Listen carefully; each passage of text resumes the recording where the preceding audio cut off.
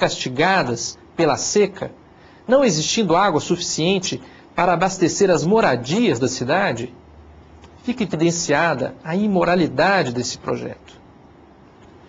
Como podemos ver, o princípio da moralidade também será muito importante para o controle dos atos da administração pelo Poder Judiciário. Aliás, qualquer cidadão poderá pleitear, por meio da ação popular, a anulação dos atos que ofendam a esse princípio. A Constituição também determina a punição dos agentes públicos pelos atos de improbidade administrativa, expressão que geralmente é associada à ideia de mau uso dos recursos públicos. Estudaremos essas sanções em uma fase mais adiantada do nosso programa.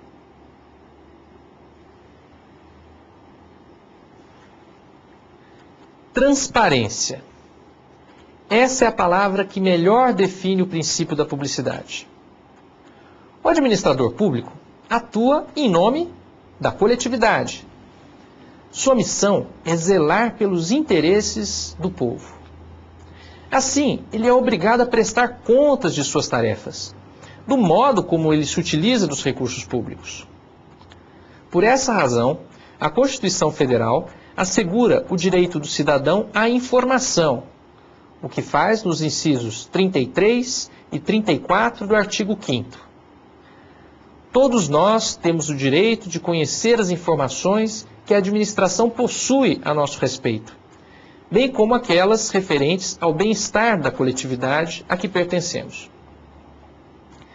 Se essas informações nos forem negadas, poderemos nos utilizar de uma ação judicial específica.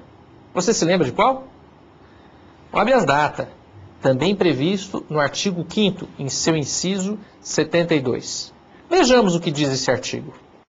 Conceder-se-á habeas data.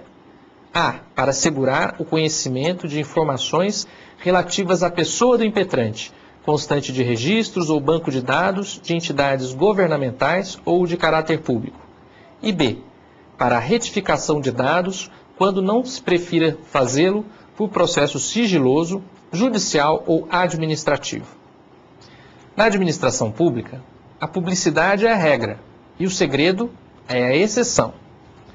O segredo somente se justifica pelo respeito à privacidade do cidadão, por exemplo, no sigilo das informações fornecidas ao fisco, e também em questões relacionadas à segurança da sociedade e do Estado. Ainda no artigo 37 da Constituição, vamos ver o que diz o parágrafo 3º, inciso 2. Artigo 37, parágrafo 3º.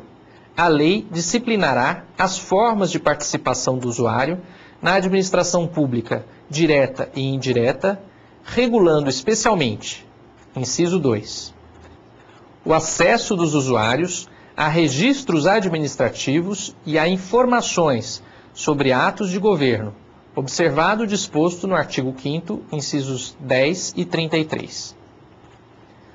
Por essa razão, os atos administrativos são diariamente publicados nos diários oficiais, que contêm os atos de nomeação de agentes públicos, as punições aplicadas pela administração, os editais de concurso público e de licitações, o resumo dos contratos firmados pela administração, ou seja, todos os atos jurídicos que afetarão o interesse dos particulares e da própria coletividade.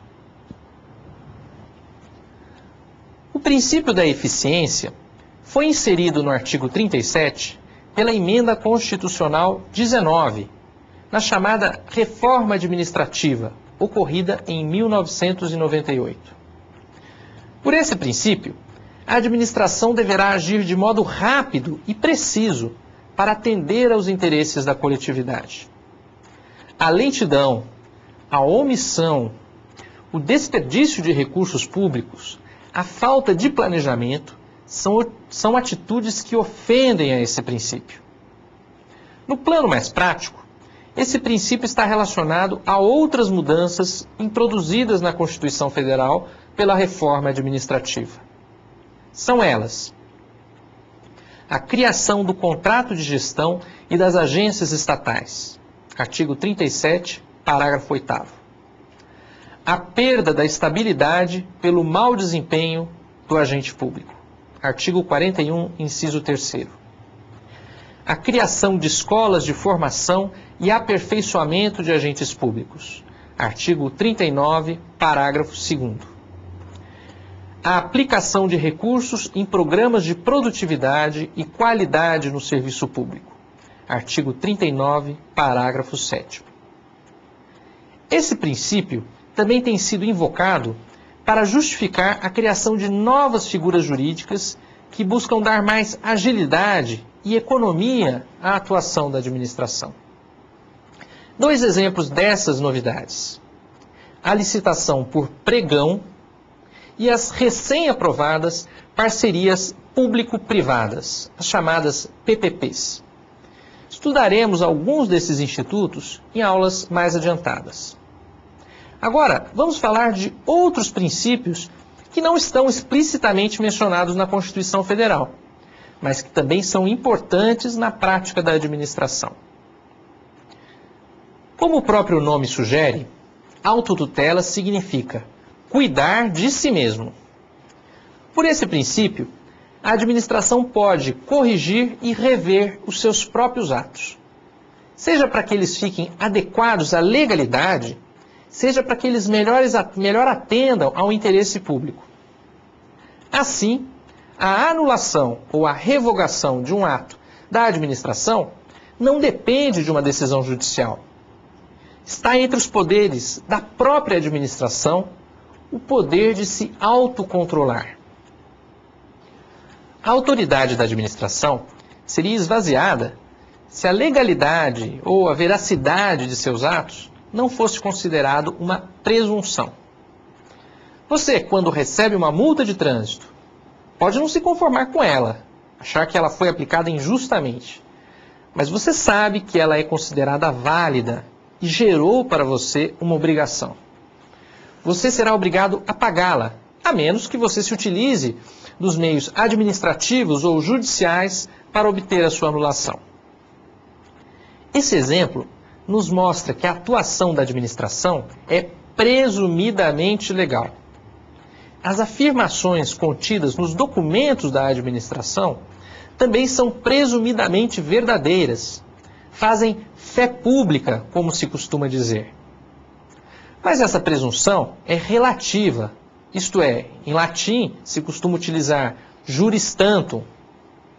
Ou seja, você pode provar que o ato da administração é ilegal, ou que a afirmação que a administração faz não é verdadeira.